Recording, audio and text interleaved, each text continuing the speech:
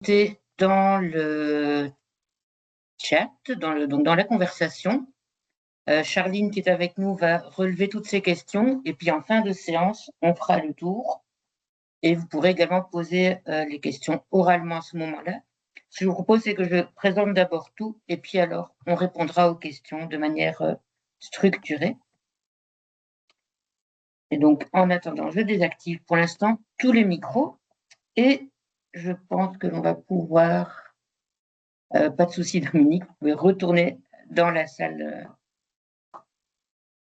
des directions. Alors, on va parcourir 8 petits points ensemble. On va commencer par un point sur tout ce qui est communication autour des évaluations interdiocésaines. Un petit point aussi sur la rédaction, comment on rédige ces évaluations. Ce qu'il en est au niveau de la livraison et du téléchargement des documents, la passation et la correction. Un petit tour sur l'encodage et dès lors sur l'impression, les miroirs, et puis finalement, comment obtenir tous les résultats.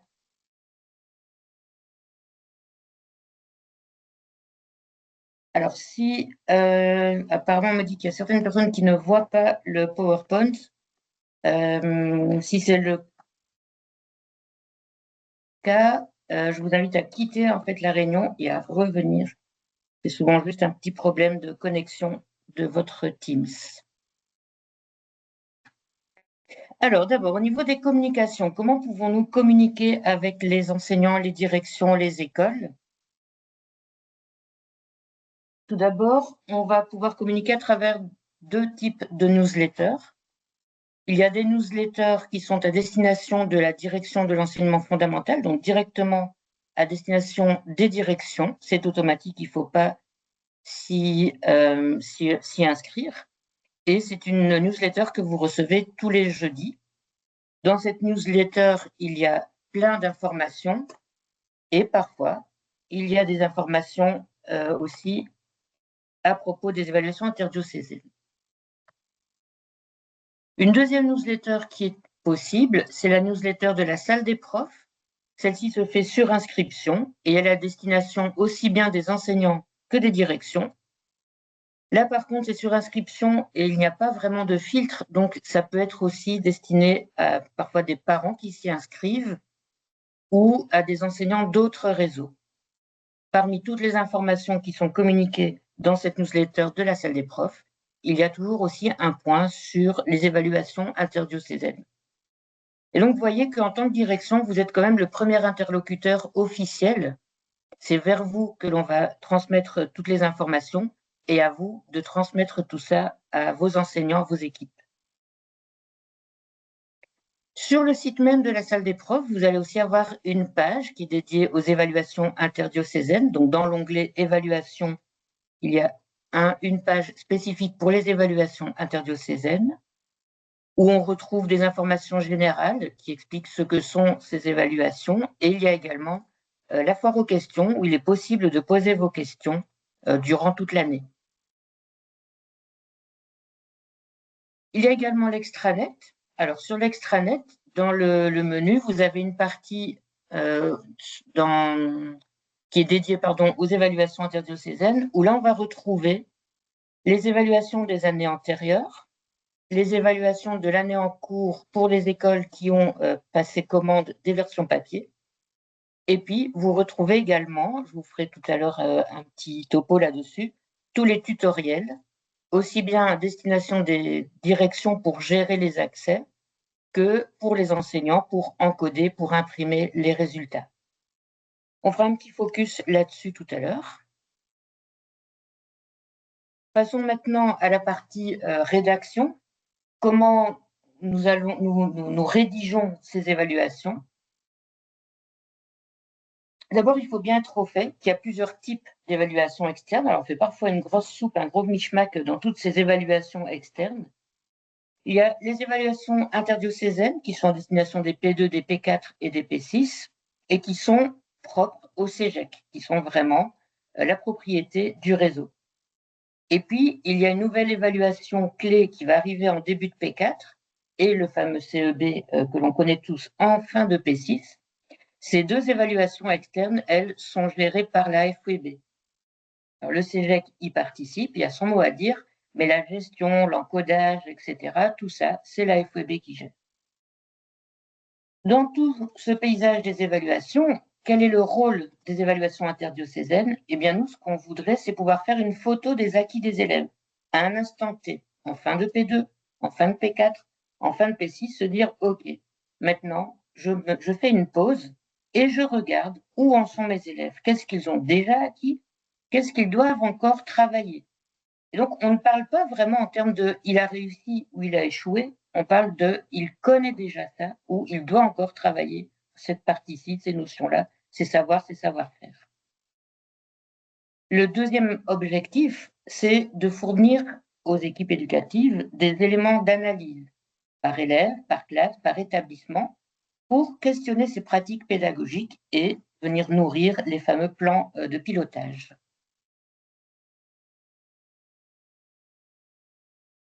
En P2, en P4 et en P6, nous sommes maintenant entrés dans les nouveaux programmes, puisque les P6 sont dans le tronc commun. En P2, en P4, les évaluations interdiocésaines permettent d'évaluer mathématiques, français, sciences, sciences humaines, éducation culturelle, artistique, religion, éducation à la philosophie et la citoyenneté et formation manuelle, technique et technologique. Une année sur deux en P4, ce sera la partie numérique qui sera évaluée. Une nouveauté cette année pour les P4, c'est qu'il y aura une évaluation de langue moderne qui sera proposée. Et en P6, eh bien, nous sommes toujours sur des évaluations en religion et en langue moderne. Ces évaluations peuvent prendre deux formes. On peut avoir des évaluations qui sont chiffrées, ce sera le cas pour la plupart des disciplines. La FMTT que l'on avait testée en évaluation par niveau a basculé également en évaluation chiffrée pour cette année. Il reste donc deux évaluations qui se font par niveau, c'est l'EPC aussi bien en P2 qu'en P4 et les langues modernes en P4 comme en P6. Alors, c'est un travail de longue haleine, la rédaction de ces évaluations.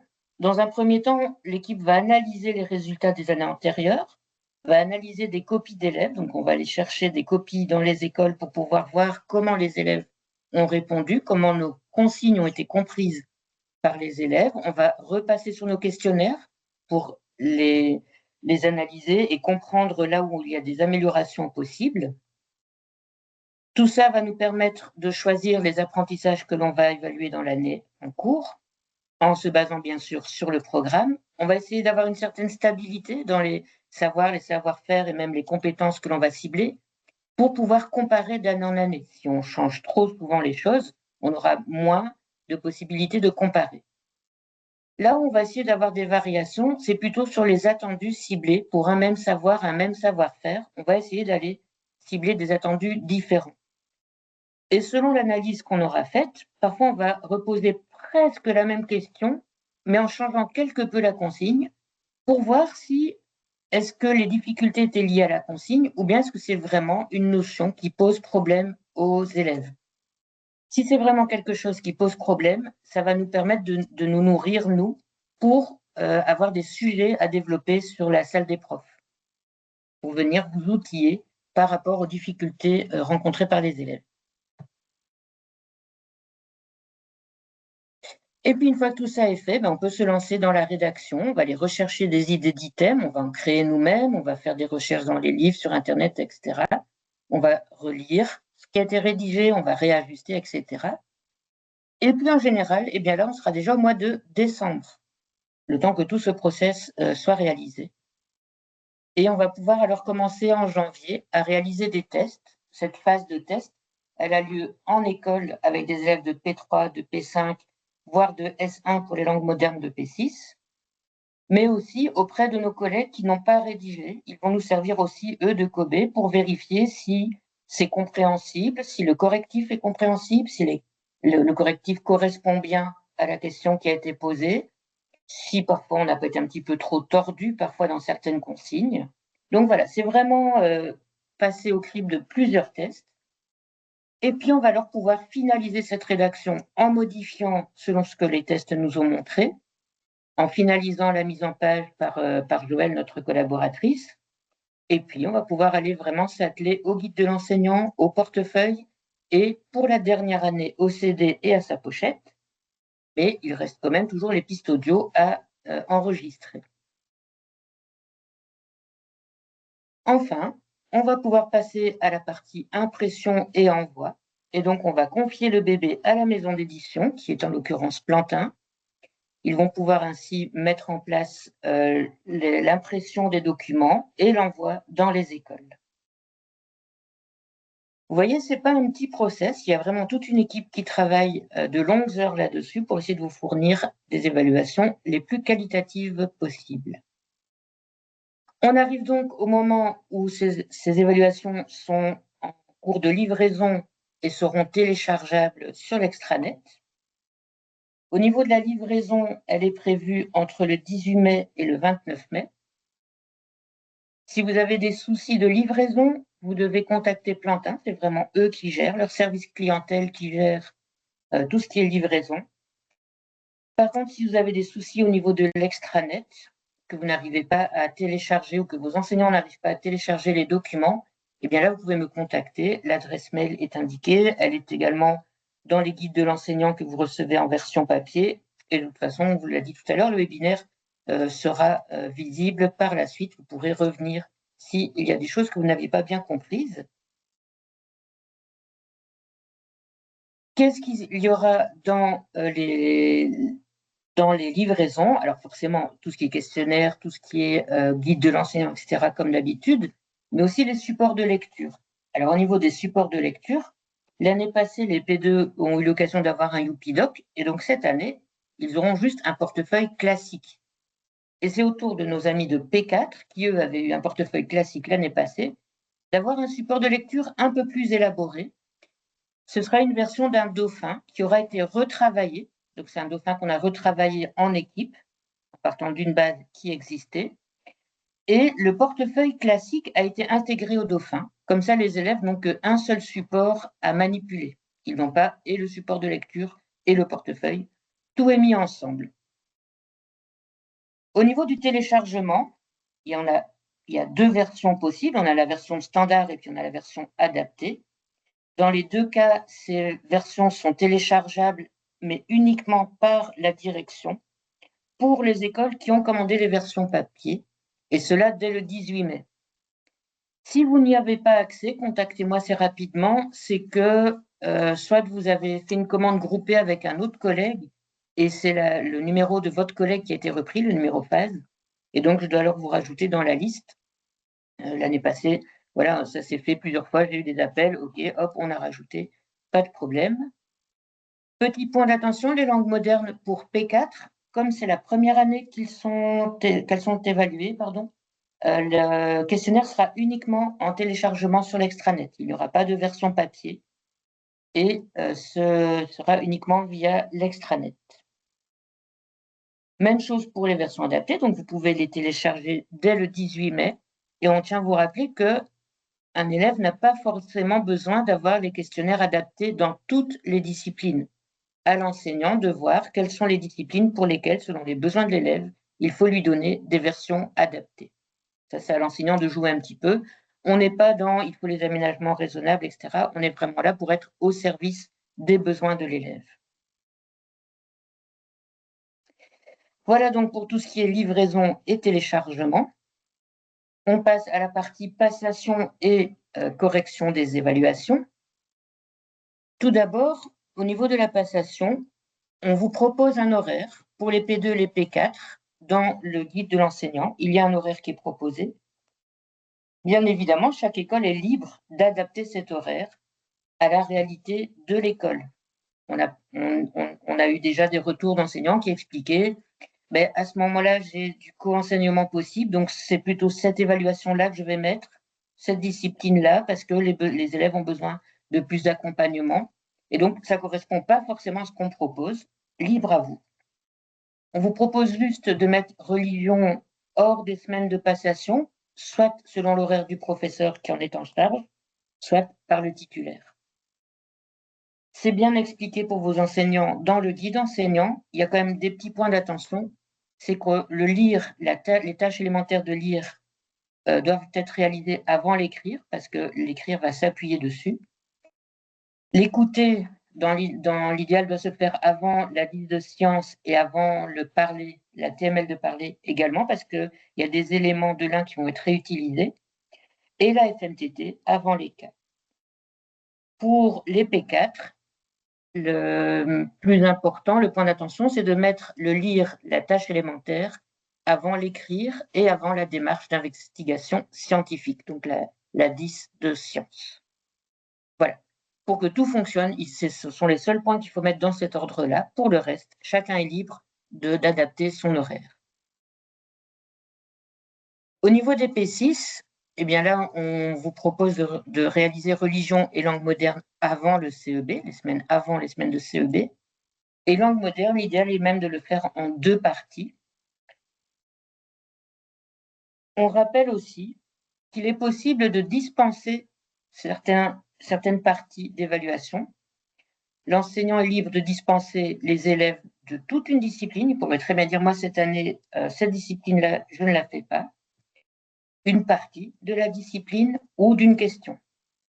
Lors de l'encodage, bien, il est possible alors de signifier ces dispenses pour que la moyenne soit adaptée. On peut dispenser une question pour tous les élèves, on peut dispenser un élève de toute l'évaluation ou on peut dispenser plic-ploc un élève d'une question ou le noter absent s'il n'était pas là. Comme ça, au moins, les moyennes sont calculées sur les réponses de l'élève. Enfin, quelques bonnes pratiques en tant que direction. La première bonne pratique, c'est vraiment de distribuer les enveloppes dès que vous les recevez pour qu'ils puissent préparer ces évaluations. On n'est pas dans le CEB qui est confidentiel. Ici, on est vraiment dans une évaluation qui est au service de l'apprentissage et l'enseignant doit pouvoir préparer des choses au départ. Donc, vraiment, donnez-leur avant et alors amenez-les à lire le guide de l'enseignant. Il y a plein de conseils très intéressants à y lire. Demandez-leur aussi d'aller télécharger les fichiers dont ils ont besoin. Pour rappel, ils peuvent tout télécharger sauf les questionnaires qui, eux, sont à charge des directions. Et pour les P2 particulièrement, on conseille vraiment de lire avec les élèves les questions. Maintenant, pour les P4, selon les habitudes, bien, on agit comme on fait toujours pour ne pas déstabiliser les enfants. Une bonne pratique également, c'est la collaboration en équipe. Apporter de l'aide des autres années pour la correction et pour l'encodage.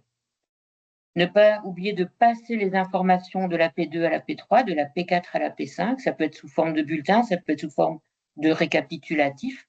Mais cette photo qu'on a prise des acquis, c'est important que le collègue suivant en ait conscience pour qu'il puisse s'appuyer dessus. Et alors, une demande que l'on a souvent, c'est de la part des enseignants de langue, c'est d'avoir vraiment un soutien, une aide. D'abord parce qu'ils n'ont pas toujours facilement accès aux outils informatiques, mais alors aussi pour la passation, quand ils doivent faire la partie sur l'écouter, c'est pas évident de gérer un élève qui vient faire sa partie écouter, s'exprimer, tout en gérant le reste de la classe. Donc là, les collaborations sont les bienvenues. Et alors, demandez-leur aussi d'avoir un esprit critique lors de la correction. Face à un élève qui n'a pas noté la bonne réponse, l'important, c'est de savoir si, OK, c'est pas la réponse qui est attendue par les rédacteurs, mais est-ce qu'il ne m'a pas quand même prouvé qu'il avait bien compris? L'exemple classique, c'est un élève, la question était écrit les nombres suivants en chiffres, et donc on dictait les nombres, et quand on dictait le 64, il a écrit 65. Quand on a dicté 76, il a écrit 77. Il a à chaque fois écrit le nombre suivant. Donc, si je reste stricto sensu, c'est pas correct, c'était pas la réponse attendue. Je vais voir plus loin. Quel était l'attendu? C'est de savoir écrire avec les chiffres. Je vois bien qu'il sait le faire. OK. Je vais mettre qu'il a bon. Je lui fais un retour sur attention à la consigne. Au CEB, ça passera pas. La consigne, elle était telle, tu dois faire attention. Mais OK, tu sais le faire. C'est déjà ça. Au niveau de l'encodage, là, vous avez un petit peu de boulot. C'est que les enseignants peuvent encoder s'ils ont accès à l'application. Et pour avoir accès à l'application, il faut que vous le leur donniez. Ont accès par défaut les personnes qui ont le rôle de direction. Par contre, pour les autres membres du personnel, il faut leur donner le package accès à l'encodage. Pour ça, vous allez dans votre extranet, dans la partie application, donc dans le menu, la partie application, vous avez une entrée qui s'appelle gestion des accès, qui vous donne un écran comme celui-ci. Vous allez retrouver tout le personnel de votre établissement. Et puis, à côté des noms, vous allez voir s'il a ou non le rôle d'un package encodage. S'il ne l'a pas et qu'il doit l'avoir parce qu'il doit encoder, vous faites ajouter un rôle et vous allez rechercher le pack encodage des résultats. Quand c'est fait, l'enseignant verra alors dans son menu à lui, dans son menu extranet, du côté des applications, dans Mes données, il y aura une nouvelle entrée qui est l'entrée encodage des résultats. Donc un enseignant qui a accès à son extranet et qui ne voit pas cette entrée encodage des résultats, c'est parce que vous devez aller, vous, dans la gestion des accès, lui donner ce package encodage.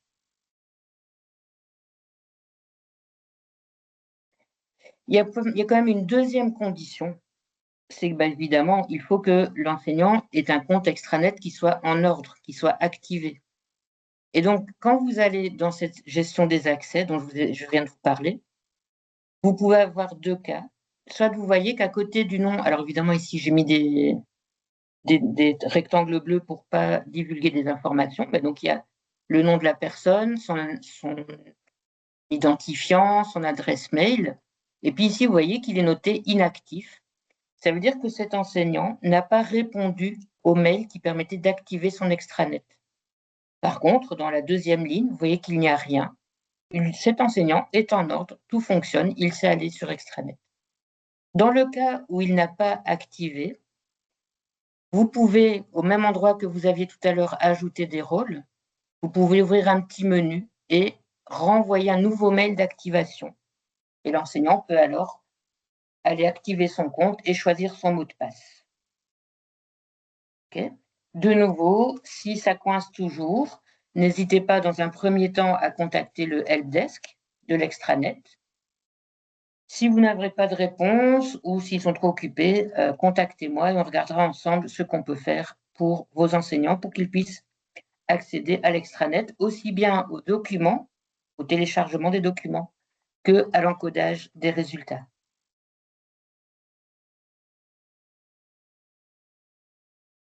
Il y a également dans le menu accompagné outillé la partie évaluation interdiocésaine. Vous avez un onglet encodage des résultats et là vous pouvez retrouver toute une série de tutoriels. Alors je dois encore les mettre à jour. Tout n'est pas encore tout à fait à jour avec certaines nouveautés, mais vous avez des tutoriels qui sont à destination des directions et puis des tutoriels qui sont à destination des enseignants pour les indicateurs de l'école maternelle, hein, parce qu'on parle ici des évaluations interdiocésaines, mais c'est vrai aussi pour les indicateurs de l'école maternelle qui peuvent aussi être des bons indicateurs pour vos miroirs.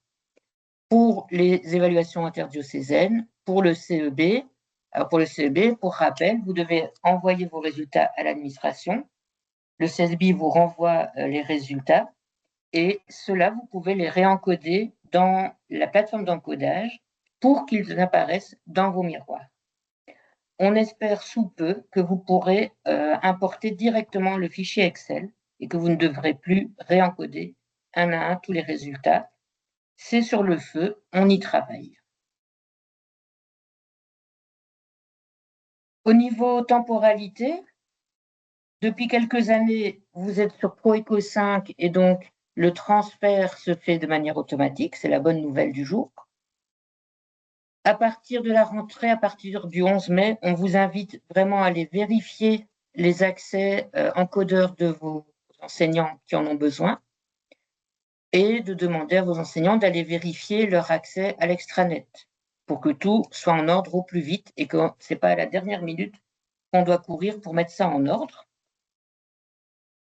Évidemment, on passe les épreuves à la mi-juin, après quoi tout ce qui est CEB, ça vous envoyez Normalement, en primaire, il n'y a plus de Proéco 4, sauf éventuellement pour le spécialisé, où là, vous devez alors faire le transfert de Proéco.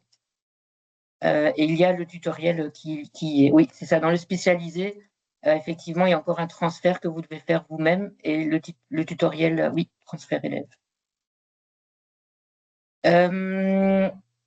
Au niveau de l'encodage des résultats, donc, pour les M3, pour religion et pour langue, l'encodage sera ouvert à partir du 8 juin et jusqu'au 4 septembre. Donc, on a prolongé, jusqu'à maintenant, on s'arrêtait à mi-août.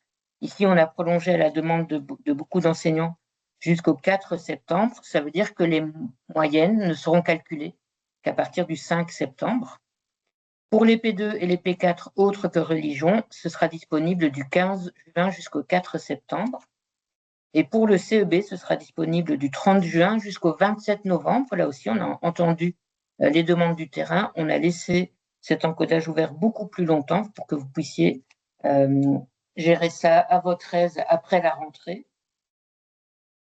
Et donc, globalement, tout l'encodage hors CEB sera clôturé le 7 septembre. Et à ce moment-là, on pourra calculer les moyennes pour accéder dans vos miroirs. Au niveau des impressions de documents, quand on est dans la plateforme d'encodage, voilà. Au niveau des indicateurs de l'école maternelle, on peut imprimer une grille qui est récapitulative par classe. Donc là, c'est vraiment notre volonté de ne pas faire des récapitulatifs par élève, parce qu'on estime que ce n'est pas ça la fonction première de ces indicateurs. Ce n'est pas de donner des bulletins aux élèves de M3, mais d'avoir une photo de la classe. Pour les P2 et le P4, vous pouvez là aussi imprimer un récapitulatif pour toute la classe ou imprimer les bulletins de chaque élève. Pour les langues modernes de P4, pour cette année, il n'y a pas encore d'encodage. Comme c'est la première année, on vous laisse faire vos armes et on se laisse nous faire nos armes aussi sur cette nouvelle évaluation. Il n'y aura pas d'encodage et donc pas d'impression. Pour les P6, on a toujours des récapitulatifs par classe en religion et langue. On a des bulletins en religion et on a les passeports linguistiques pour langue moderne. Il vous est possible d'ajouter le logo de votre école sur les documents et on attire votre attention sur le fait que tout cela est disponible jusqu'au 31 décembre de l'année en cours. Au 31 décembre, on bascule dans la nouvelle année scolaire et donc toutes ces données sont supprimées, question RGPD. Alors elles sont supprimées, pas tout à fait, heureusement elles servent quand même encore, puisqu'elles vont être transférées dans les miroirs. Dans les miroirs, on aura une anonymisation, ce sera anonymisé, voilà, de tous ces résultats. On n'aura plus de problème de RGPD, puisqu'on ne saura plus identifier un élève spécifiquement. Et donc, dans les miroirs, on va pouvoir retrouver les résultats de l'année, des années précédentes, des historiques, etc. Qui a accès à ces miroirs? Eh bien, toujours les directions et les membres du personnel qui ont le package miroir. Comme pour tout à l'heure, si vous voulez qu'un enseignant ait ce package, vous allez dans Gestion des accès et vous pourrez alors le lui donner.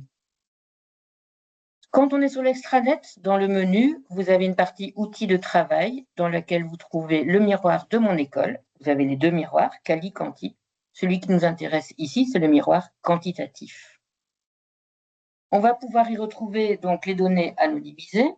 On va pouvoir y retrouver un historique des résultats qui ont été encodés pour l'école. Et ça va nous permettre de réaliser des comparaisons avec les implantations qui ont la même classe ISE, avec des implantations qui sont dans la même zone, avec des implantations, avec l'ensemble des implantations du cégep. Et puis on peut jouer, voir tiens, les résultats des filles, les résultats des garçons, est-ce qu'il y a une différence significative entre les deux. On peut aller jouer avec toutes ces moyennes et voir l'évolution des disciplines au sein de notre établissement. Comme il y a eu des changements avec le tronc commun, l'arborescence, donc ce qui se cache derrière toute cette programmation, a changé. Si vous voulez retourner voir plus loin que l'entrée dans le tronc commun, vous devez aller chercher les années scolaires précédentes. Ça aussi, il y a des tutoriels qui existent. Qu'est-ce qu'on va y retrouver? Eh bien, voilà un exemple d'un miroir. On va y retrouver des résultats par discipline, on peut y retrouver des résultats par année. On va pouvoir aussi visuellement se rendre compte que quand je suis en orange, en rouge, c'est que je suis assez éloigné de la moyenne. Ça veut dire que là, l'ensemble des écoles ont un peu mieux réussi que moi, donc il y a peut-être quelque chose à travailler à ce niveau-là. Et je peux également le voir sous forme d'un graphique qui va me permettre de voir l'évolution de la discipline ou même à l'intérieur de la discipline, je peux aller voir par champ quelle est l'évolution des résultats, de nouveau, de mes résultats, des résultats de la moyenne CEGEC, de la classe ISE, de la zone. Et quand on clique sur les petits textes de la légende, on peut faire apparaître ou disparaître certains éléments du graphique pour ne garder que les éléments dont on a besoin. Donc tout ça, ça vous permet de faire des analyses qui vous sont propres pour vos plans pilotage, pour vos plans de formation, etc. Tous les ans, on met à jour également les résultats globaux. Donc sur la salle des profs, vous pouvez retrouver un Geniali qui reprend l'historique des commandes, l'historique du nombre de questions, ce qu'il en est de l'encodage et les résultats des différentes disciplines sur plusieurs années pour voir cette évolution et alors pouvoir comparer de nouveau avec vos résultats. Voilà moi tout ce dont je voulais vous parler ce soir. Alors, Charline, je me suis rendu compte que j'ai déjà répondu à des questions parfois qui passaient dans mon champ de vision, en fait. Est-ce que tu as relevé d'autres questions auxquelles je peux répondre? Non, donc il y avait uniquement la question sur Proeco 4 et Ok, sinon j'ai fait, une redirection. Mais donc on peut génial. peut-être prendre ce temps si quelques questions Oui, donc si vous avez des sont là. questions, n'hésitez pas à allumer votre micro et à poser votre question.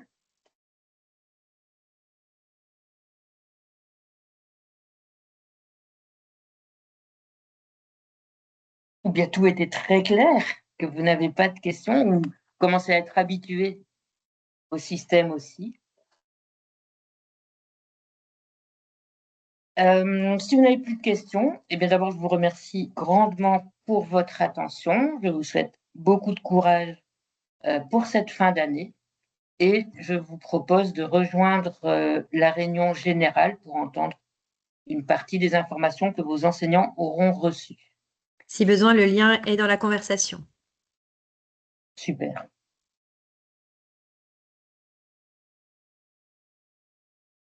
Merci à vous. Bonne soirée! Bonne soirée.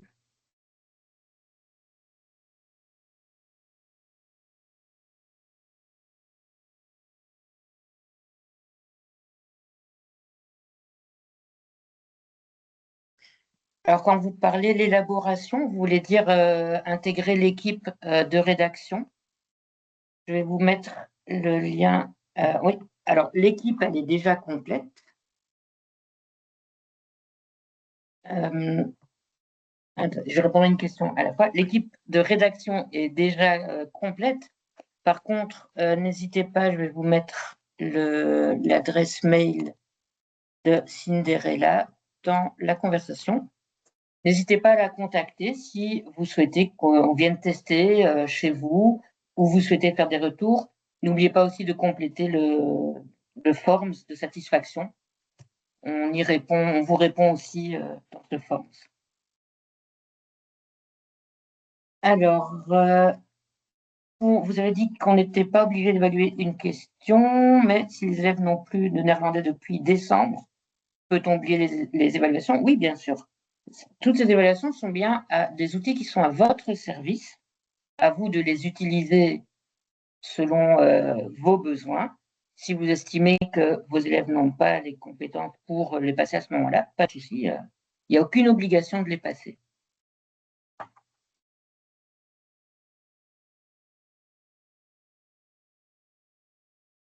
Merci à vous.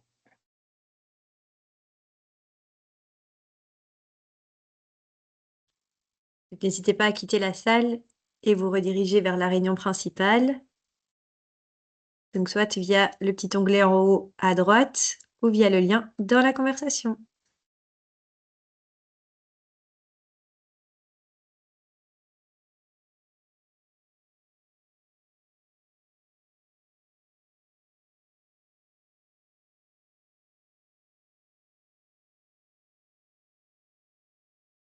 Je vois que ça remonte de l'autre côté. Ouais.